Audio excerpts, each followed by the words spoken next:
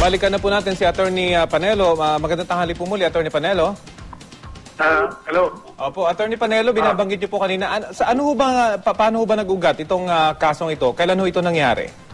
Noong April 6, 3:30 ng madaling araw.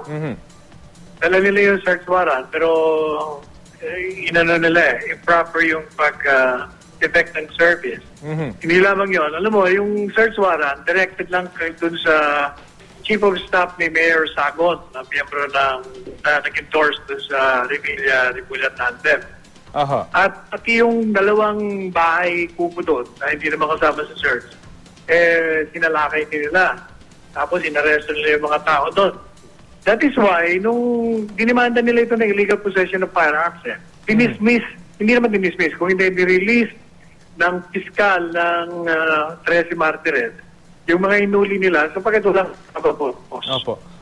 Meron din yung kaso. At hindi lang yan, may mga ninakaw pa silang mga naggamit ng mga tao, yung 400 radios, 6 na cellular phones, isang 27,000 pesos sa katiwala ni Mr. Equilios, isang 1.5, isa sa mga inuli na, at meron pang wristwatches.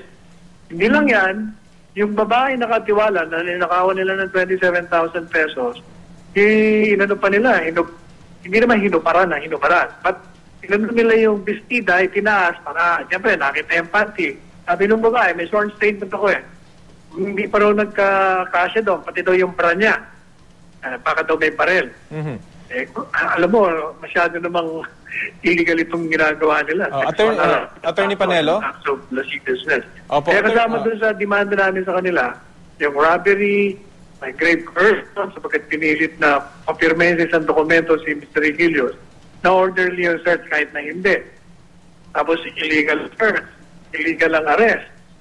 Pero pang paninira ng mga gamit, kaya malicious mischief at may grave coercion. Attorney Panelo, yung kaso po ng pananakit at pananakot. Attorney Panelo?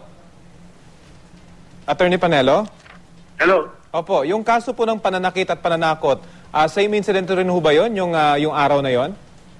Isang ano lang yun. Yung incident April 5, April 6.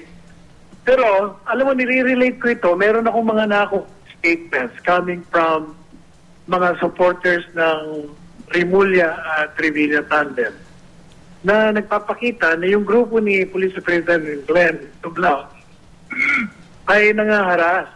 Like noong March 13 at saka April 1, nagpunta siya itong armadong grupong ito, nakapatik uniform, ng grupo ni Police Superintendent Tumlao sa Barangay Molino. Hinahanap si Apolonio at Pincula Jr. na barangay kapitan at head ng mga barangay kapitan sa buong distrito ng Dos ng Bacoor.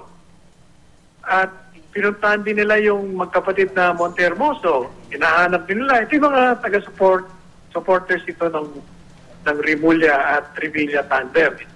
At yun din si Alvin Papua, something. Ganun din ang ginawa nila. At paikot-ikot at sinusurveillance ang mga supporters. At ang balita namin, meron pang mga nakaampang 32 search warrants na natutupad laban sa mga followers ng Lakas Magdalo. In the first place po, Attorney Panelo, bakit daw po pinuntahan itong inyong mga kliyente at bakit... bakit daw sila nagpunta sa inyong mga kliyente in the first place? Kinuha ko ng abogado ng Lakas Magdalo. Kinuha ko ng Lakas Magdalo Party para tulungan yung mga miyembro nila na hinaharap. So, politika po ito, Attorney Panelo, sa palagay niyo po, politika yung pinagugatan nito? Hindi ko alam, but I can only relate certain incidents that are directed against the members of the Lakas Magdalo. Bakit naman nakapuntirya sa Lakas Magdalo? Sa grupo at supporters ng Governor John Vic Rimulya at Vice Gubernatorial Candidate Jolo Revilla. Yun ang nakikita ko doon. Okay, sige po. Marami pong salamat, Attorney Salvador Panelo. Magandang tanghali po sa inyo. Patuloy po namin sinusubukang kunin ang pahayag ni Superintendent Glenn Tumlao kaugnay sa issue, pero hindi po namin siya makontak sa telepono. Bukas po ang Balitang Hali sa kanyang panig.